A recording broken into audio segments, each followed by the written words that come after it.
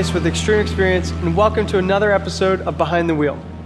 This week, we will navigate through the ins and outs of the racing line. What is the racing line? Good question. In a few words as possible, the racing line is the fastest way around a track.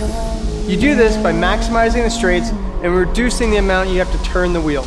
The line is the one thing that every racer has their own opinion on. You ask 5 of us what line we take around a track like NOLA Motorsports Park, you are likely to get 5 slightly different answers. That is because the line is up to interpretation and it depends on the car you are driving as well as many other real-time factors.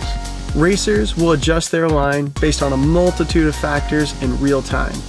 Here at Xtreme Xperience, we have taken the guesswork out of driving on the track by placing cones all around the track and putting an instructor in the right seat, giving you professional instruction to navigate our course as quickly as possible. Let's at least get you the basics so that then you can enter your own 2-hour debate about 1/10 of a second. Remember when we talked about braking and accelerating and how it's best done in a straight line? So how might you go about straightening out a turn? So let's start with your approach to a turn. You want to be on the outside of a turn, which means start on the left for a right-hand turn. Start on the right for a left-hand turn. When you turn in towards your apex, which is the center point of the turn. This is on the inside. For a standard turn, you now float back out towards the outside as you track out. So to reiterate, you're going to start from the outside, go to the inside, and then back out to the outside. This pattern of outside, inside, outside is used for a standard turn. Since most turns are not standard, this is what the debate comes in on exactly what is the best racing line.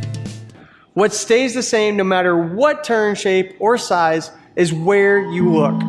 You want to keep your eyes further down track to keep from target fixating. The further ahead you look, the better.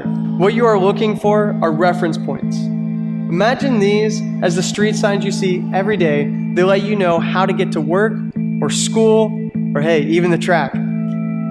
Without a reference point, every lap would be a guess. Using a reference point that is immovable is best, as it will be there time and time again as you revisit the track. Most novice track days make it easy and use cones to mark a general location for the apex, and some even mark the turn-in point and track out.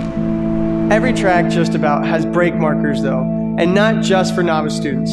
Adjusting your line based on reference points is the only way to get quicker. As you progress, try moving your reference points further down track, keeping your eyes up. Remember, everywhere your eyes go, the car will follow. Not all racetracks are drag strips. The type of racetrack we drive on is called a road course.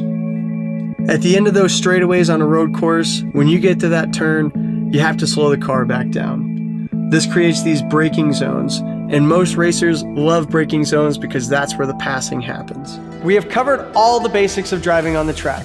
We started with seating position, we've covered the track prep, and we have worked through braking and accelerating, and finally, the line.